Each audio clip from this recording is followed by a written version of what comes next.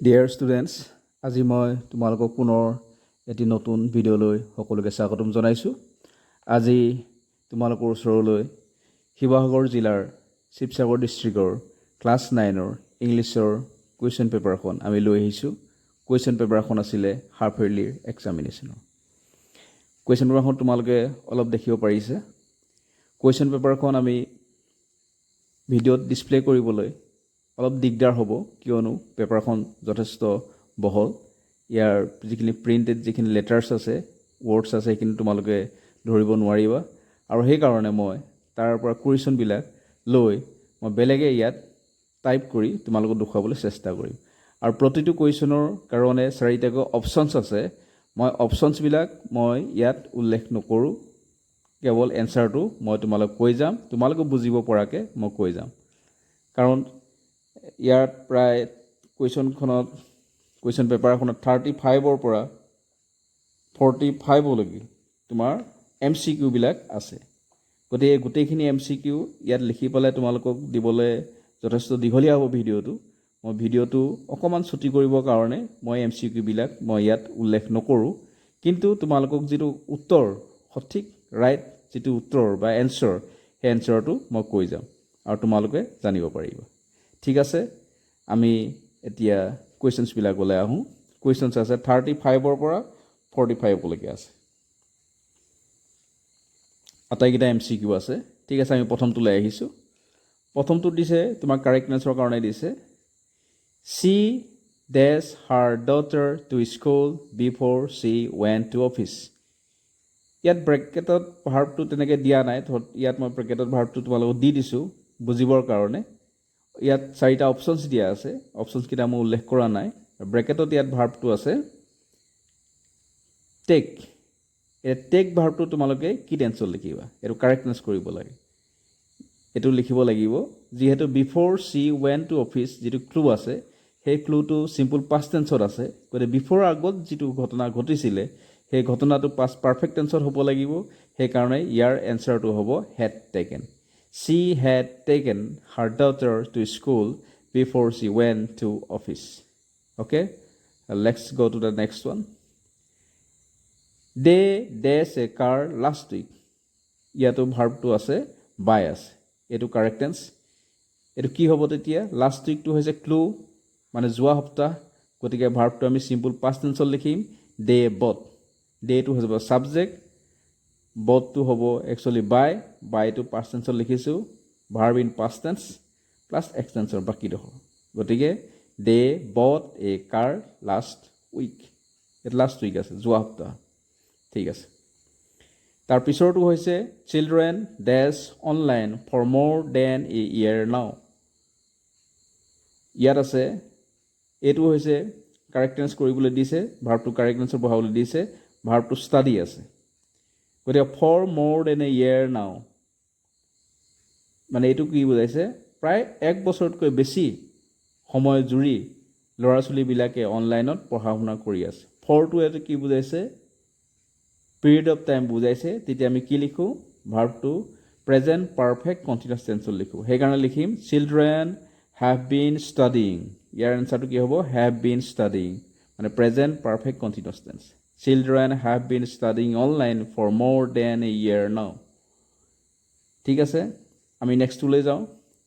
I met him in Sivasagar university. ইয়াত আছে ডেছ আছে, এইটো হৈছে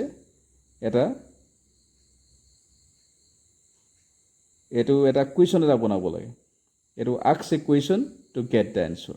আই met him in Sivasagar university, ask a question to get the answer.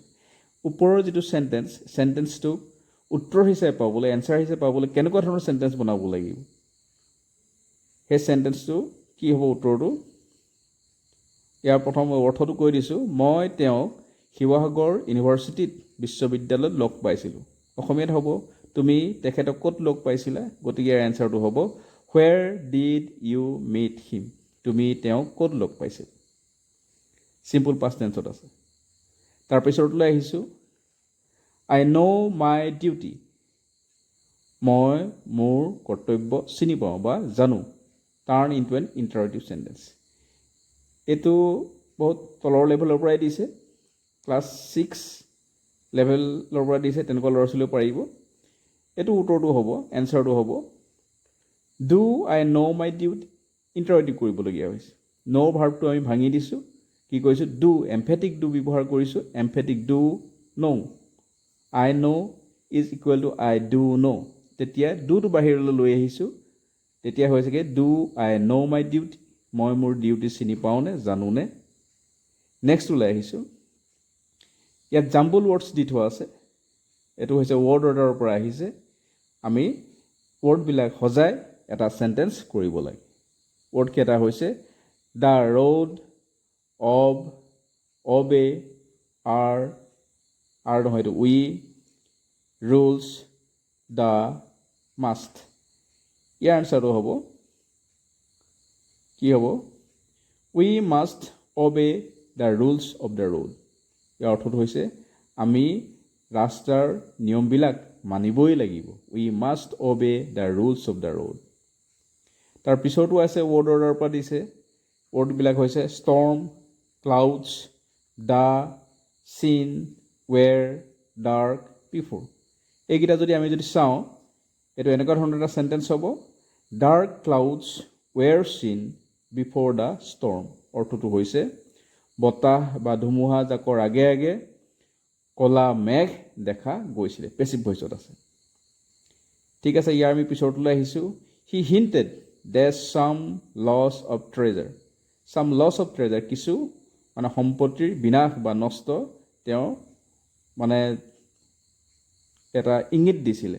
এই হিণ্টৰ পাছত কি হয়, সদায় এটাই প্ৰিপজিশ্যন হয়, সেই প্ৰিপজিশ্যনটো হৈছে at. He hinted at some loss of treasure.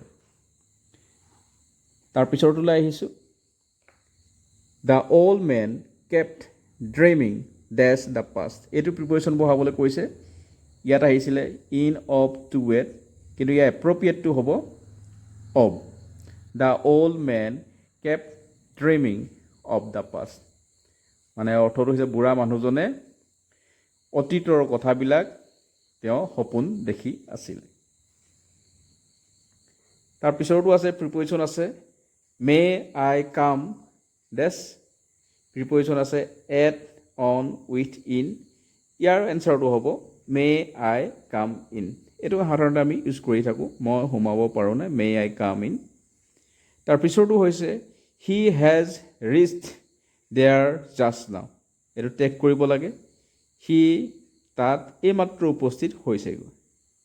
এইটো টেগ কৰিলে কি হ'ব, সিটো ছাবজেক্ট হৈ আছে, হেজ ৰিচ্ড টো ভাৰ্ব হৈ আছে, পজিটিভ ষ্টেটমেণ্ট হৈ আছে, গতিকে নিগেটিভ হ'ব লাগিব টেগত। টেগত নিগেটিভ হ'লে আমি কি লিখিম,